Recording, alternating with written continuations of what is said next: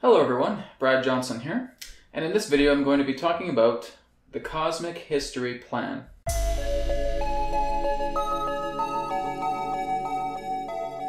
So in relation to the cosmic history plan, this all goes back a couple of nights ago when I was doing a radionics experience, or a radionics experiment as well. And again, radionics represents the one of the boxes that I have that represents anchoring and isolating a specific frequency with you as the operator. So as the operator, you are isolating a particular vibrational frequency, and what radionics does is it locks that frequency in place. So this is done with radionic light circuitry, and this is also done with the radionics box that I have. So I was basically isolating this particular frequency as it represented my connection to the Akashic Records. And what I was doing is I was going into the Akashic Records, which I'll just nickname here, AR. I was going into the Akashic Records as I wanted to talk to a liaison, a representative, so a facilitator, which I'll just call F here, a facilitator of the Akashic Records, and I wanted to look more into cosmic history. Just wanted to find out more information. What is it that really triggered the beginning rise of humanity, maybe how this universe became birthed, what sort of specifics could be found, really just accessing that incredible array of knowledge that perhaps no one else has looked at before. And when I went into dream state, so I just went into the dreams, as the intention was to lock this frequency in, go into the Akashic Records, talk to a facilitator about cosmic history while in my dream state. And so I did that. I went and locked in this frequency, and I started having one particular symbolic dream at first, and it was kind of an interesting dream. I won't go into too much specifics, but I'm going to look more into the idea of its symbolism. It's though I had this box, okay, little server box here, and I was basically plugging it in to this kind of ethereal network. And I just said this is just going to be a box that's going to help me to access a lot of this universal information, to find out more about cosmic history and see how it works, and see what information can come through and how it works and how I can connect together with a liaison. And so the server would represent the idea of the liaison. And when I connected this to the ethereal source, then I started noticing that the box in the dream was starting to propagate all of this particular incredible amounts of data. But the incredible amounts of data were moving into a state of repercussion. So I was basically getting people that were coming at me and were outraged. They were just completely enraged that I was utilizing this server in this way of analogy to connect with this ethereal source and extract their information without their permission. And so I had all of this private personal data, all kinds of universal information, and it was being greatly opposed to. So again, we had the kind of the angry faces here. Saying, what are you doing? What are you doing with my private information? I didn't tell you to take that, etc., etc. So this was giving me a particular type of metaphor that, again, this represented the liaison. This represented my connection to the Akashic Records, to being able to access all this information and seeing this data stream coming into the server box and seeing people completely enraged that all of this information was taken from them without their permission, right? So in order for me to save face and say, oh my God, guys, I'm so sorry, I didn't know that this was happening, right? I basically had to dissolve and dismantle the server for everything to go back the way it was. So this was basically telling me within the dream that cosmic history must be agreed to by the collective. That Earth itself, I'm going to put a little circle here that represents Earth, that Earth itself has kind of like a breadcrumb matrix. Okay? There is the law of many-ness. Now, this is a brand new law that I don't think anybody else has talked about. Okay, this is what's known as the law of many-ness. Basically, what the law of many-ness says is that there's a lot of information at your disposal. There's a lot of this breadcrumb cluster here that you're capable of accessing. However, you're not capable of accessing everything. And the reason being is because we are a developing society. So we are still maturing ourselves. And that there are safeguards. So if I was to basically create this, like a little net in that way, there are safeguards in place as it relates to cosmic history that we are not able to access yet. Okay? At some point down the road, perhaps maybe within the next couple of generations, we'll start to see again more of this unfolding. It's kind of like looking at the sphere, that each day that we progress, it gets a little bit bigger, a little bit bigger. Every year that we progress, it gets bigger and bigger and bigger. But there still are those borders around this sphere that represents the law of many-ness. Okay? So the law of many-ness connects to free will, to karma, to equivalent exchange. Okay? So this is the law of many-ness. So that just means that there's a lot for us to access, but there is not everything for us to access. And so this is what I just wanted to know more about. I said, okay, I just want to go into the Akashic Records. I want to find out more about our cosmic history. I want to look a lot more to, I want to go back into that classroom like I was in 2008 when I was going into these non-physical classrooms of light. I was connecting to these incredible beings, and they were sharing all of this astounding information with me. And I'm still attempting to make sense of that even to this day. But I wanted to go back into those classrooms. And I said, okay, let's go back into the Akashic Records. And this is what I'm still going to be doing. I'm still going to be working with the Akashic Records pretty much every single night that I'm going to sleep, and just say, okay, let's respect the law of many-ness and what can be allowed to be shared with me that the Akashic Records, that the liaison would like to share with me. Let's go ahead and do that. So that is what I'm going to be trying this evening. And of course, you guys can check out my Facebook page. That's where I post all my updates relating to the information that I receive on a regular basis. So I wrote an article about cosmic history, about my cosmic history download. And so a lot of people have been commenting on that and saying, oh, this is quite interesting, right? But that, again, is a brand new law, a law I didn't even know about. So there is the law of many-ness law. So basically, if we're going past the analogy here, we're going past the server and the very angry people, and then being able to dismantle the server and put it back, everything back the way it was. There was a second idea, a second understanding that came after that dream, where I was in contact with a monadic consciousness that are responsible for protecting the Akashic Records.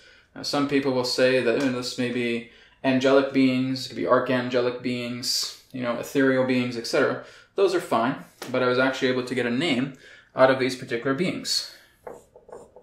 They are known as the Azan. Okay?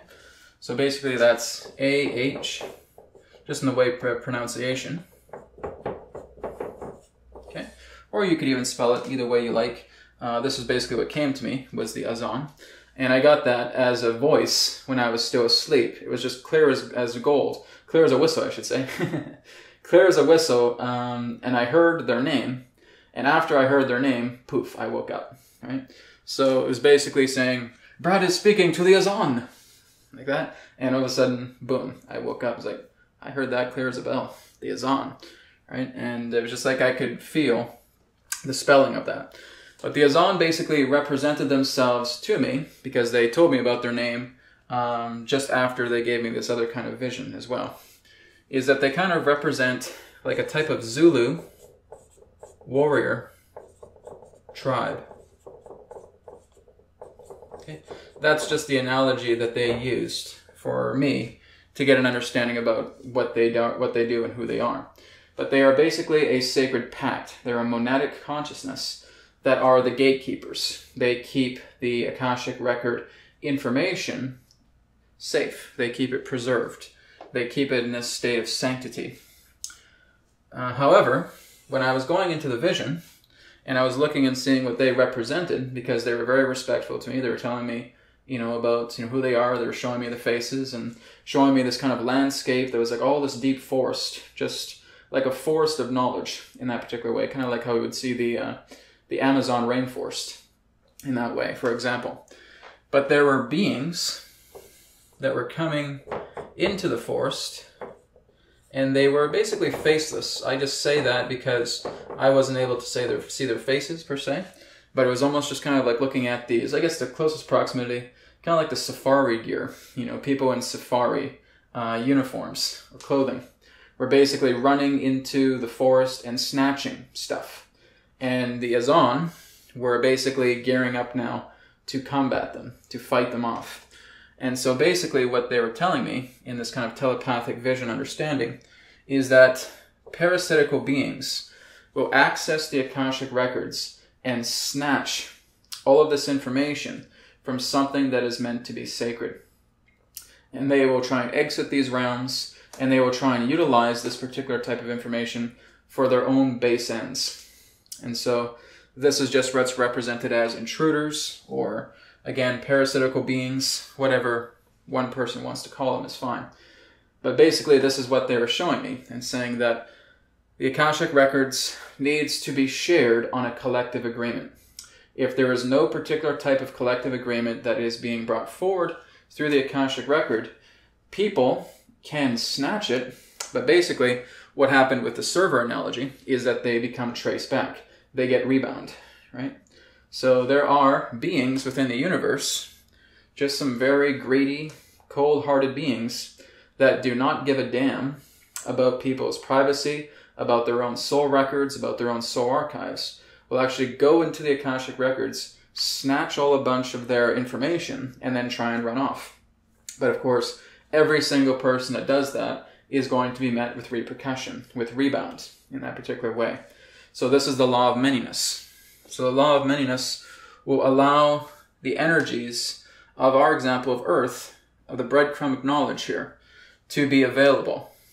But to go beyond the idea of the law of many-ness is to bounce into this grid, this net, right? And you can't go beyond it, right? If you try to reach your hand through the net, you try to pull stuff out, haha, I got this. Oh, no you don't, bam, rebound, right? So this is giving me the idea that our cosmic history has many-ness to it. It has a lot of stuff, but it's not feeling that it's about trying to go beyond that, trying to go beyond what is available. It's kind of like a sandbox. We're all inside a sandbox, and there's a lot of sand inside the sandbox, but we're all kind of just looking around and saying, there's a much bigger sandbox way over there. I'm going to go in there. You can't. That doesn't belong to you. You don't have permission to go into that sandbox. Screw you. I'm going to leave my sandbox, and I'm going to go into that sandbox, and I'm going to grab all the sand in there. No, because now you get retaliation. People saying, hey, what are you doing? That sandbox isn't for you. Oh, too bad. I got the sand. Come back here, right? And now they're starting to chase this guy. Well, that's exactly the analogy here with the Akashic records, with universal information, period, right? So again, through many-ness, through a lot of information, we have a great deal of knowledge to share. But it is all about looking at our expansion ratio. That again, we have a very large sphere.